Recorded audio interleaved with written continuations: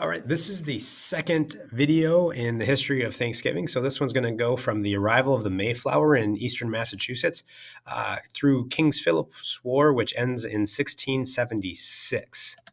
Uh, First, the Mayflower, according to the book Lies My Teachers Told Me, which is written by James Lowen, who history professor, uh, that the ship itself had 35 individuals who were religious separatists out of the 102 who were on board. The others on board would have included those who were servants, those who were interested in using land in order to create trade and potentially gain wealth, as well as those who were part of the ship's crew. The ship itself arrived off of the coast of Massachusetts in December of 1620. Now, it was originally intended to land somewhere off the coast of Virginia, but for unknown circumstances, and there are a lot of theories behind it, it landed off of Massachusetts. Now, the harsh conditions of landing in December of that region that far north led to a mortality rate of approximately 50% of those who were on the original ship.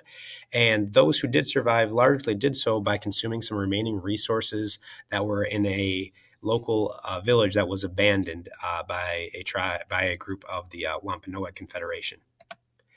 Now, when spring arrives, those Englishmen who were on the Mayflower come to shore. On March 17th, there's documentation from Pilgrim Resources and notes that a Native American named Samoset makes first contact. Now, Samoset was an Abenaki, which is meaning that he was probably somewhere near modern-day Maine, and it's best believed that he was an ally to Massasoit, who was able to speak at least some English because of trade practices with English fishermen, and that he traveled down once word spread that there was a ship off of the coast in Wampanoag land and that Massasoit would need to interact. Either way, on March 22nd, Samoset and Tisquantum arrive in Plymouth, Tisquantum being able to speak English much more fluently. After a few hours of Tisquantum and Samoset talking with the Pilgrims, Massasoit, who is the Sachem or chief of the local Wampanoag Confederation, arrives with warriors, which alarms the Pilgrims, leads to a standoff in which both have arms drawn. Eventually, that subsides, and they continue to talk and eventually form an alliance. Now, a side note, when we say Pilgrims, we're referring to those who had traveled on the Mayflower, not necessarily just the religious separatists who would have been there for that idea of religious Puritanism. And that's also the preferred title by the Society of the Mayflower Descendants. Now, both sides, the Wampanoag one and the English Pilgrims, the other, form an alliance. Now, the English are starving and lack the resources to really have a strong summer harvest. The Wampanoag under Massasoit were ruined by illness and plague that had hit between 1617 and 1620. Massasoit feared being attacked by his rival Narragansett, which is modern-day New Rhode Island area, and he really needs an ally.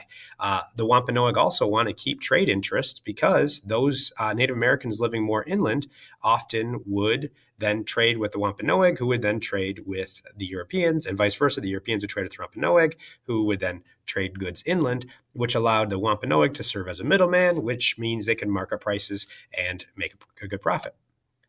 Now, by autumn, there's much greater stability within the Plymouth colony. Tisquantum and another Native American named Hobomok serve as aides to the Pilgrims. Now, the goal of the colony was kind of twofold. I mean, there were those who wanted that religious separation from the Church of England. There are others who were looking to make a profit, and that's not uncommon. The fur trade was a very, very profit-driven field that in Europe, the furs would trade for a huge markup. Native Americans were interested in the metal goods that Europeans offered, and so the combination meant that there was a great deal of wealth to be made through trade. The first Thanksgiving meal actually is not incredibly well cited. There are two primary sources that are known to exist about them. But firstly, the idea of autumn harvest celebrations, those were already part of Eastern Native American tradition. And so it very well could have just been a continuation of previous traditions. But the Wampanoag dine with pilgrims. We know this from Edward Winslow's letter that he wrote in 1621. He had identified about 90 Wampanoag that included the Sachem Massasoit. English killed waterfowl for this, while the Wampanoag killed approximately 5 deer.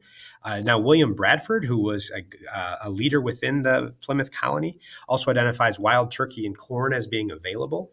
The Plymouth plantation, and that spelling is intentional based on William Bradford's writing. But a foodways culinarian, Kathleen Wall, cited that goose and duck were probably the wildfowl of choice, that shellfish would have definitely been a part of it because of the proximity to the ocean. Chestnuts and walnuts would have been available. Side note, which is kind of sad for me, but white potatoes would not have been present based on the fact that their culinary origin was South American, and therefore they wouldn't have been available at this time period in that region. Now, ending the slide, kind of ending the talk of that first Thanksgiving, Tisquantum attempts to persuade the Wampanoag to turn on Massasoit. In the spring of 1622, he decides to go another route. When he leaves to visit Boston Harbor for a trade mission, a survivor of his Pawtuxet village falsely claims that the Narragansett and Massasoit are together planning to attack the Plymouth colony. It wasn't true. In fact, they send an individual to see what is going on where Massasoit is stationed, and they see nothing of any kind of attack plan. Massasoit, being angered by this, accuses Tisquantum of treason, which sounded, based on the records left by the Puritan or by the Pilgrims, to be accurate. They wanted him executed. William Bradford refused to give up Tisquantum. This leads to an end of trade for the time period between the Wampanoag and the Pilgrims. And while Tisquantum is seeking new alliances, he ends up dying of disease.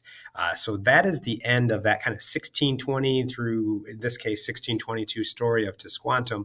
The next part, the next video is going to then go into the history of the Thanksgiving holiday in our particular country. But the one thing to kind of continue on and into is how the Wampanoag and English end up no longer in this peace pact. And they actually did maintain peace even with the cease in trading for a while with Massasoit. But the English population begins to grow steadily through the 1600s. In 1675, Metacom, who is the son of Massasoit, known to the English as King Philip, leads a rebellion to remove English from New England. It was one of those things where, because of increasing populations, he organized many different tribes around to try to resist for preservation of lifeways. It was brutal fighting in which you see attacks on villages in which women and children are killed. The English victory leads to an all but end of any Native American lifeway in that region. Some Native Americans moved north and with the Abenaki. Others tried to assimilate into culture or go more into a quiet hiding or move themselves westward.